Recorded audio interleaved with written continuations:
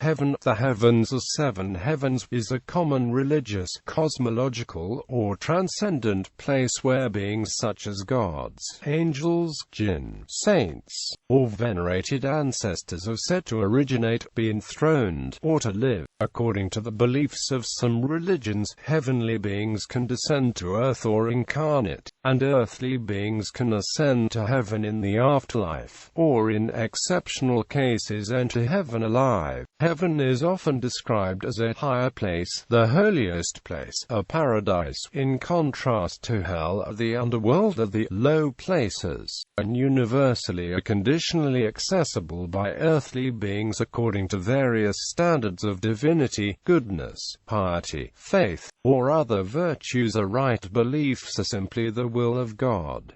Some believe in the possibility of a heaven on earth in a world to come. Another belief is in an axis mundi, a world tree which connects the heavens, the terrestrial world, and the underworld. In Indian religions, heaven is considered a svargaloka, and the soul is again subjected to rebirth in different living forms according to its karma. This cycle can be broken after a soul achieves moksha and nirvana. Any place of existence, either of humans, souls or deities, outside the tangible world is referred to as otherworld. Etymology. The modern English word heaven is derived from the earlier heaven. This in turn was developed from the previous Old English from havon. By about 1000, havon was being used in reference to the Christianized place where God dwells, but originally it had signified sky, firmament. The English term has cognates in the other Germanic languages. Old Saxon Heban, sky, heaven; Middle Low German, heaven, sky;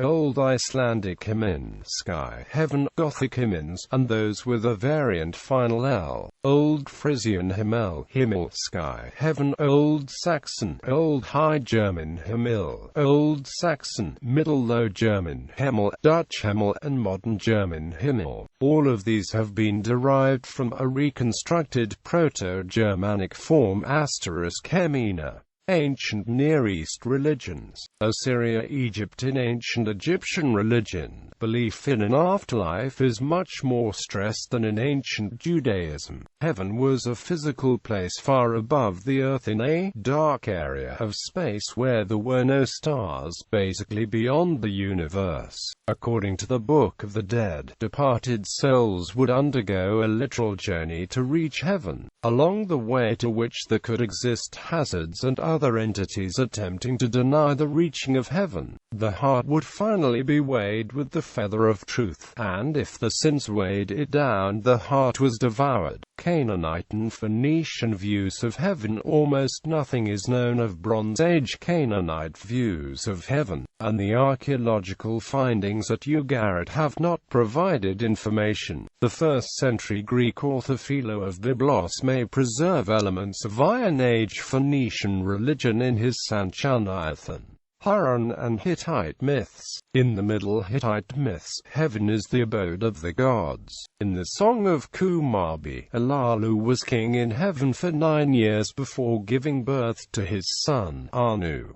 Anu was himself overthrown by his son, Kumarbi. Judaism. The term for heavens in the Tanakh is Shamayim, located above the firmament. Yahweh, the God of Israel, lived in heaven or in the heaven of heavens, in a heavenly palace. His dwelling on earth was Solomon's temple in Jerusalem, which was a model of the cosmos and included a section which represented heaven. Baha'i faith. The Baha'i faith regards the conventional description of heaven as a specific place as symbolic. The Baha'i writings describe heaven as a spiritual condition, where closeness to God is defined as heaven. Conversely, hell is seen as a state of remoteness from God. Buhaila, the founder of the Baha'i faith, has stated that the nature of the life of the soul in the afterlife is beyond comprehension in the physical plane, but has stated that the soul will retain its consciousness and individuality and remember its physical life. The soul will be able to recognize other souls and communicate with them. For Baha'is, entry into the next life has the potential to bring great joy. Baha'i likened death to the process of birth.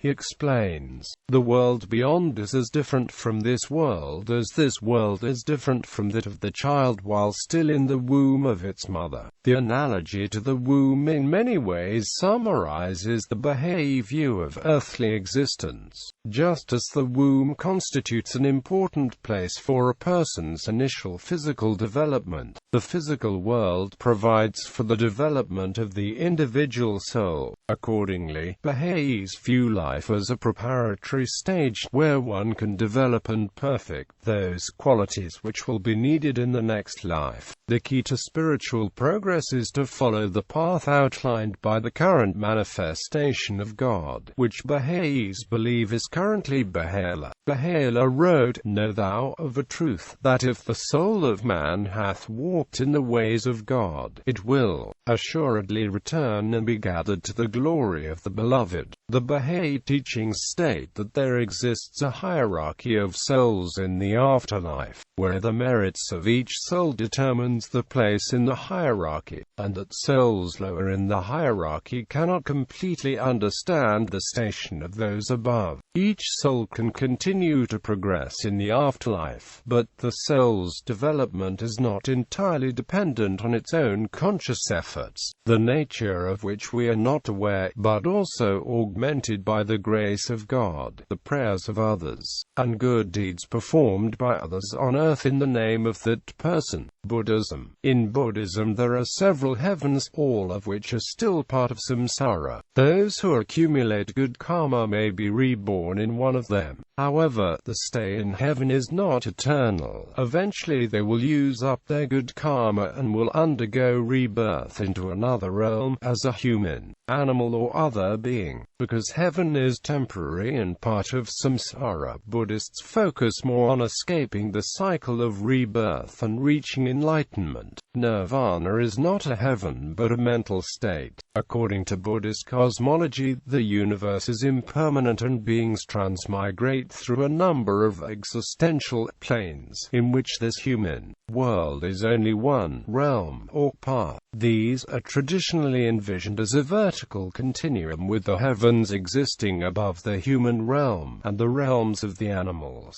hungry ghosts and hell beings existing beneath it.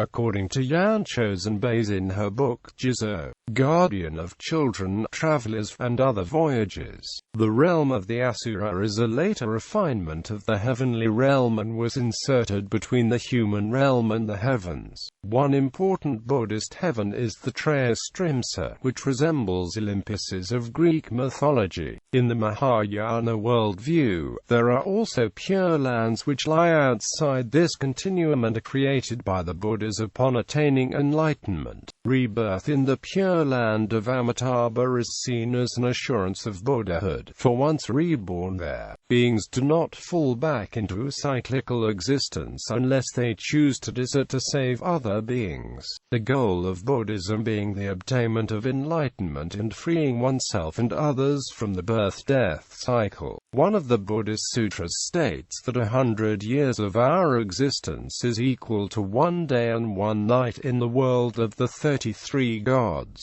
30 such days add up to the 1 month. 12 such months become the 1 year, while they live for 1,000 such years, though existence in the heavens is ultimately finite and the beings who reside there will reappear in other realms based on their karma. The Tibetan word bardo means literally intermediate state. In Sanskrit the concept has the name Antarabhava. Different heavens according to Anguttara Nikaya. Brahmaloka, here the denizens are Brahmas, and the ruler is Mahabrahma. Of all the Devas, Brahmas are the wisest of all gods and declared in Buddhism to be the highest, but the Buddha and monks having reached the state of arahant can surpass the Brahmas by status. Brahmas also are asexual and do not desire to procreate. After developing the 4 Brahma Viharas, King Makyadeva rebirths here after death. The monk Disa and Brahmana Janasoni were also reborn here. For a monk, the next best thing to nirvana is to be reborn in this Brahmaloka. The lifespan of a Brahmas is not stated but is not eternal. Kamavakara Loka. The lifespan of a Kamavakara is not stated but is not eternal. Kata Maharaja. Here some denizens are kings that came from human lives as being kings. The Anguttara Nikaya says that on the 15th day, the Kata Maharaja gods look down to earth and see if the humans are still paying reverence to Mother, Father, Samanas and Brahmanas.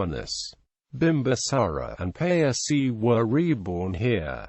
The denizens here have a lifespan of 9,216,000,000 years. Namanrati. The denizens here have a lifespan of 2,284,000,000 years. Paranimata Vasavati. The denizens here have a lifespan of 9,216,000,000 years. Devatimsa. The ruler of this heaven is Indra Ashakra, and the realm is also called Trayatrumya. Each denizen addresses other denizens as the title Marissa. The governing hall of this heaven is called Sudhama Hall. This heaven has a garden and Anavana with damsels as its most magnificent sight. Ahita. The Lichavi army general was reborn here. Gopika. The Sakyan girl was reborn as a male god in this realm. Any Buddhist reborn in this realm can outshine any of the previously dwelling denizens because of the extra merit acquired for following the Buddha's teachings. The denizens here have a lifespan of 36 million years. Tuzita Anathapindika, a Kosalan householder and benefactor to the Buddha's order, was reborn here. The denizens here have a lifespan of 576 million years. Jama. The denizens here have a lifespan of 1,444,000,000 years. According to Tibetan Buddhism, there are 5 major types of heavens. Akanish. The Ragana. This is the most supreme heaven wherein beings that have achieved nirvana live for eternity. Heaven of the Jinas. Heavens of formless spirits. These are 4 in number. Brahmaloka. These are 16 in number, and are free from sensuality. Devaloka. These are 6 in number, and contain sensuality. Chinese faiths. In the native Chinese Confucian traditions, heaven is an important concept, where the ancestors reside and from which emperors drew the mandate to rule in the dynastic propaganda. For example, heaven is a key concept in Chinese mythology, philosophies and religions, and is on one end of the spectrum a synonym of Shangdi and on the other naturalistic end, a synonym for nature and the sky. The Chinese term for heaven, Tiyun, derives from the name of the supreme deity of the Zhou dynasty. After the conquest of the Shang dynasty in 1122 BC, the Zhou people considered the supreme deity Tiyun to be identical with the Shang's supreme deity Shangdi. The Zhou people attributed heaven with anthropomorphic attributes, evidenced in the etymology of the Chinese character for heaven as sky, which originally depicted a person with a large cranium. Heaven is said to see, hear and watch over all men. Heaven is affected by man's doings, and having personality, is happy and angry with them. Heaven blesses those who please it and sends calamities upon those who offend it. Heaven was also believed to transcend all other spirits and gods, with Confucius asserting, "He who offends against heaven has none to whom he can pray." Other philosophers born around the time of Confucius, such as Mozi, took an even more theistic view of heaven, believing that heaven is the divine ruler, just as the son of heaven is the earthly ruler. Mozi believed that spirits and minor gods exist, but their function is merely to carry out the will of heaven, watching for evildoers and punishing them. Thus, they function as angels of heaven and do not detract from its monotheistic government of the world. With such a high monotheism, it is not surprising that Mohism championed a concept called universal love, which taught that heaven loved all people equally and that each person should similarly love all human beings without distinguishing between his own relatives and those of others.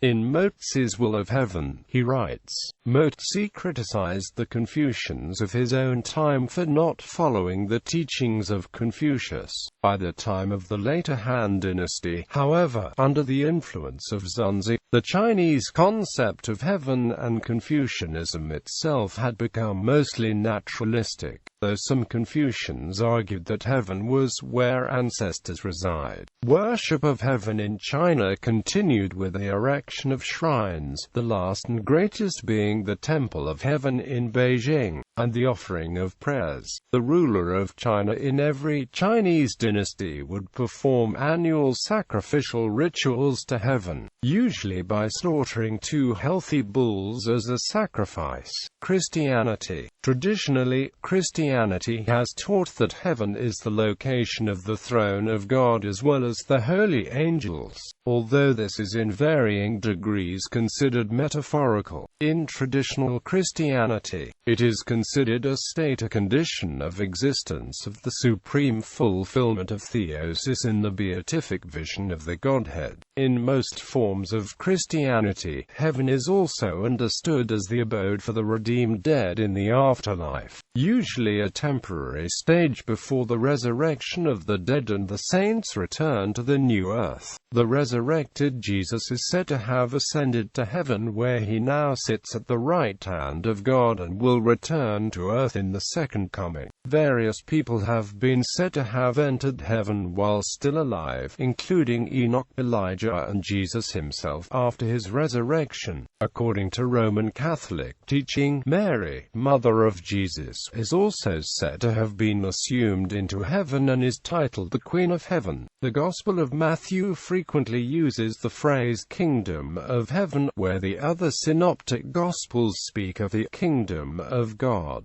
One of the key elements of the teachings of Jesus in the New Testament, Revelation chapter 12 verses 7 to 9, speaks of a war in heaven between Michael the archangel and his angels against Satan and his angels, after which Satan and his angels are thrown down to the earth. In the 2nd century AD, Irenaeus of Lyons recorded a belief that, in accordance with John chapter 14 verse 2, those who in the afterlife see the Savior are in different mansions, some dwelling in the heavens, others in paradise, and others in the city. While the word used in all these writings, in particular the New Testament Greek word omicron rho alpha nu omicron sigma, applies primarily to the sky, it is also used metaphorically of the dwelling place of God and the blessed. Similarly, though the English word heaven still keeps its original physical meaning when used, for instance, in allusions to the stars as lights shining through from heaven, and in phrases such as heavenly body to mean an astronomical object. The heaven a happiness that Christianity looks forward to is, according to Pope John Paul II, neither an abstraction nor a physical place in the clouds, but a living, personal relationship with the Holy Trinity. It is our meeting with the Father which takes place in the risen Christ through the communion of the Holy Spirit. Hinduism. Attaining heaven is not the final pursuit in Hinduism, as heaven itself is ephemeral and related to physical body, only being tied by the bhuttattvas. Heaven cannot be perfect either and is just another name for pleasurable and mundane material life. According to Hindu cosmology, above the earthly plane are other planes.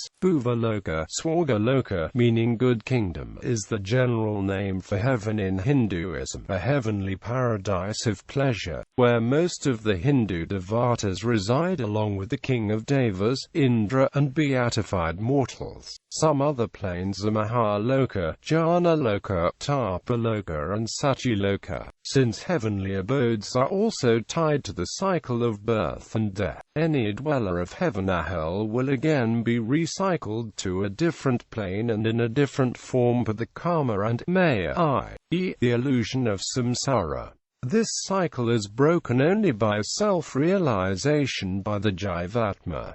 This self-realization is moksha. The concept of moksha is unique to Hinduism and is unparalleled. Moksha stands for liberation from the cycle of birth and death and final communion with Brahman. With moksha, a liberated soul attains the stature and oneness with Brahmana Paramatma. Different schools such as Vedanta, Mimamsa, Sankhya, Nyaya, Vaisheshika, and Yoga offer subtle differences in the concept of Brahman, obvious universe, its genesis and regular destruction, Jivatma, nature, and also the right way in attaining perfect bliss or moksha. In the Vaishnava traditions, the highest heaven is Vaikuntha, which exists above the 6 heavenly lokas and outside of the Mahatattva mundane world. It's where eternally liberated souls who have attained moksha reside in eternal sublime beauty with Lakshmi and Narayana. In the Nasadiya Sukta, the heavens, sky Vyoman is mentioned as a place from which an overseeing entity surveys what has been created. However, the Nasadiya Sukta questions the omniscience of this overseer.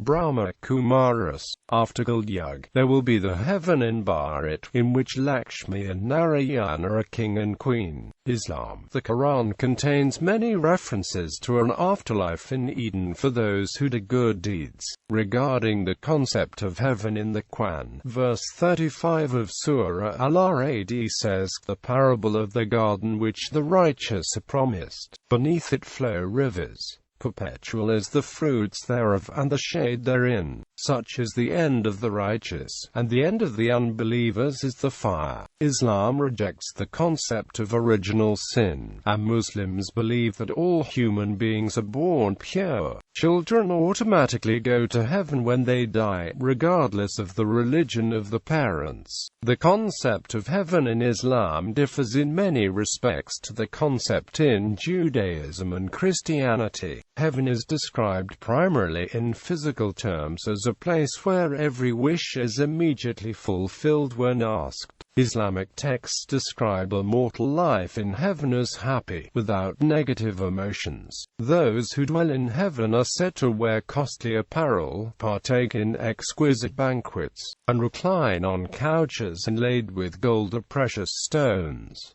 Inhabitants will rejoice in the company of the parents, spouses, and children. In Islam, if one's good deeds outweigh one's sins, then one may gain entrance to heaven. Conversely, if one's sins outweigh the good deeds, they are sent to hell. The more good deeds one has performed, the higher the level of heaven one is directed to. It has been said that the lowest level of heaven, the first one, is already over 100 times better than the greatest life on earth. The highest level is the 7th heaven. Houses are built by angels for the occupants using solid gold.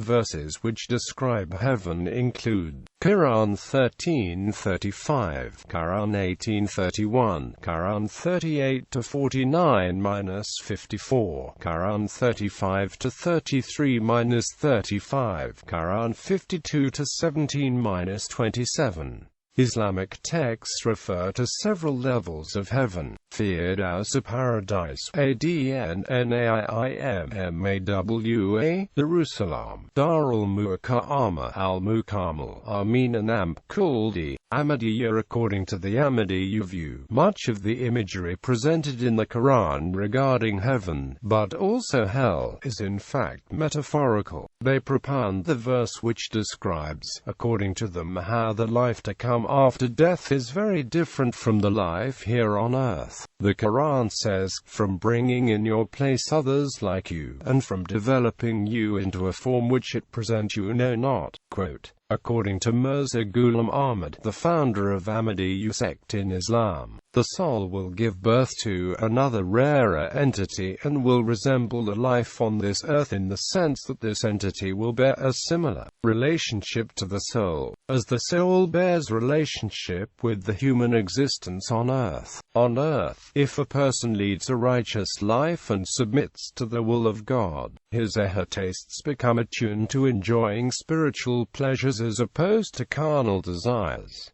With this, an embryonic soul begins to take shape. Different tastes are said to be born which a person given to carnal passions finds no enjoyment. For example, sacrifice of one's own rights over that of others becomes enjoyable, or that forgiveness becomes second nature. In such a state a person finds contentment and peace at heart, and at this stage, according to Ahmadiyya beliefs, it can be said that of soul within the soul has begun to take shape. Jainism. The shape of the universe as described in Jainism is shown alongside. Unlike the current convention of using north direction as the top of map, this uses south as the top. The shape is similar to a part of human form standing upright. The Devaloka are at the symbolic chest where all souls enjoying the positive karmic effects reside. The heavenly beings are referred to as devas and devas. According to Jainism, there is not one heavenly abode, but several layers to reward appropriately the souls of varying degree of karmic merits. Similarly, beneath the waist are the Narkaloka. Human, animal, insect, plant and microscopic life forms reside on the middle. The pure souls reside at the very south end of the universe. They are referred to in Tamil literature as